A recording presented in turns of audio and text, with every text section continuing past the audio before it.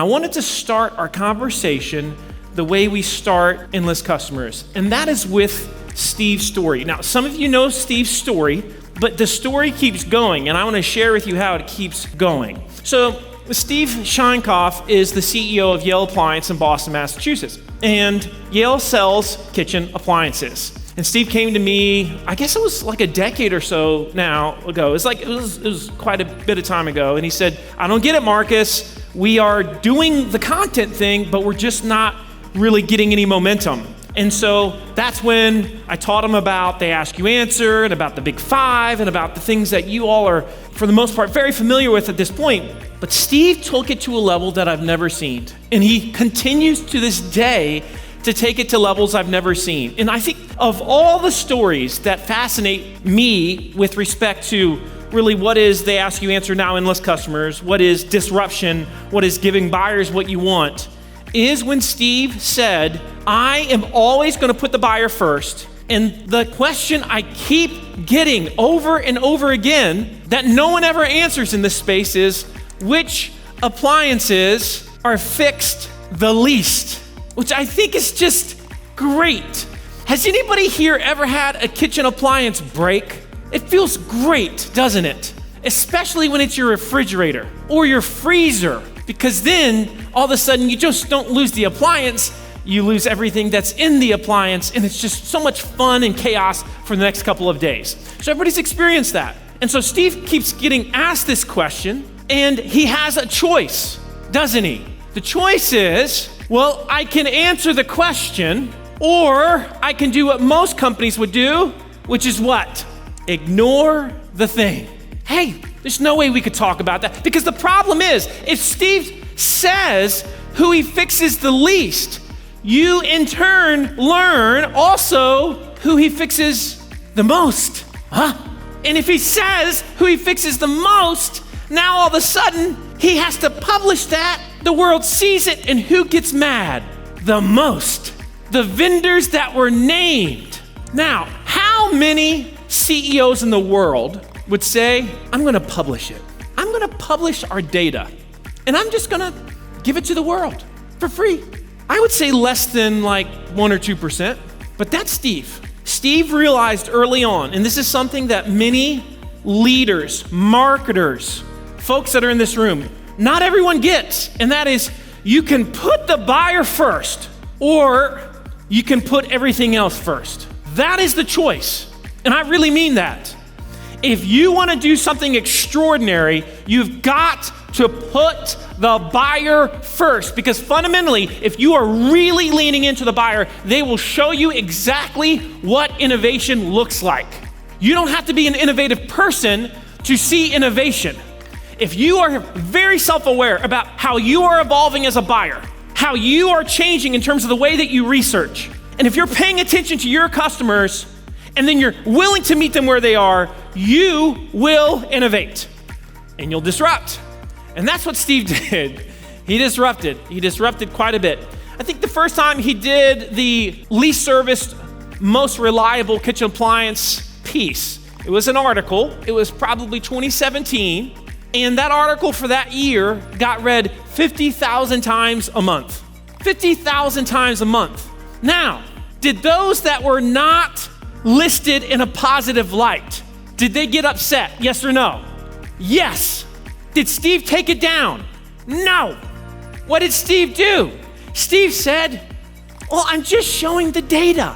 That's all I'm doing. So you can't get upset because it's the data." And so eventually, all of these OEMs and all of these manufacturers realized, he's right. It's just the data, and we need to improve, as the OEM, the data. To this day, Steve, every single year, produces an article and a video series about the most reliable appliance brands. Look at the first sentence of this year's article. I love this. On the bottom of the screen, you are about to read the most debated appliance article on the internet. Seriously. Isn't that cool? So who was the least serviced in 2025? I don't even know how to pronounce this brand. Does anybody know what this brand's called? Does anybody speak French here? We got a Frenchman. How do you pronounce that?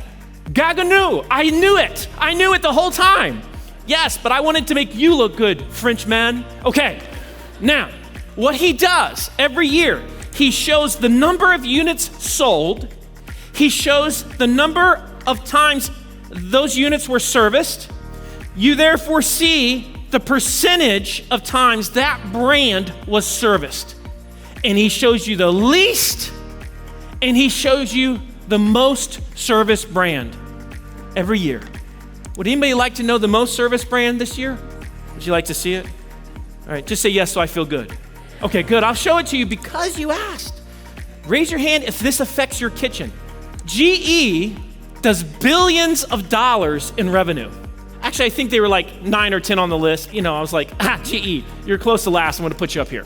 So, GE, billion-dollar company. Yet, Steve is the gatekeeper of the industry. He is the trusted advisor. He doesn't just post this. He understands that today, unlike where he was years back, you can't just post an article and say, we're good. There's the word that, the technical people use, which is omnipresent, which is essentially meaning that today we've got to be everywhere, which is why Neil Patel calls SEO today search everywhere optimization, which is for the most part very true, because today, unlike when I started with River Pools in 2009, where I could just write a bunch of articles, do a few videos, and take over the internet, we can't do that anymore because they're all over the place. So he produces videos too about this series. You're about to watch the most debated appliance video on the internet.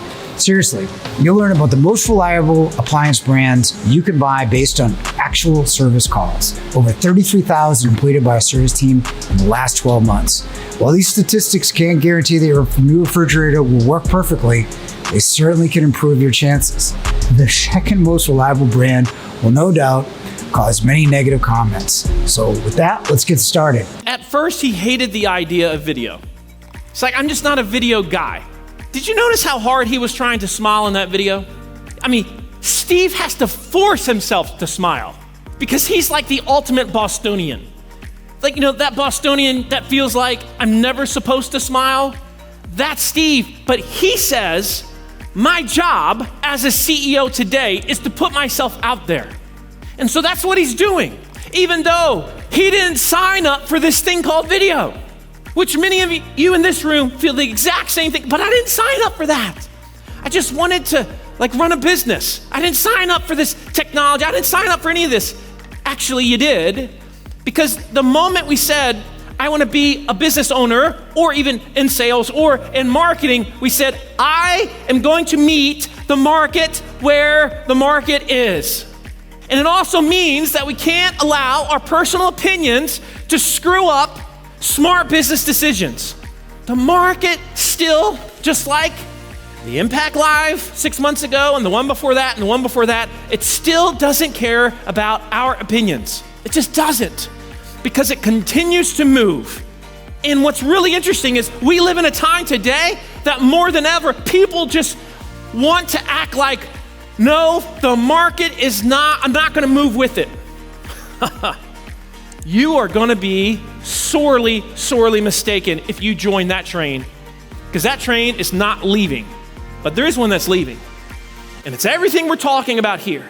Look at the content that Steve produces that gets some of the best results from a video perspective.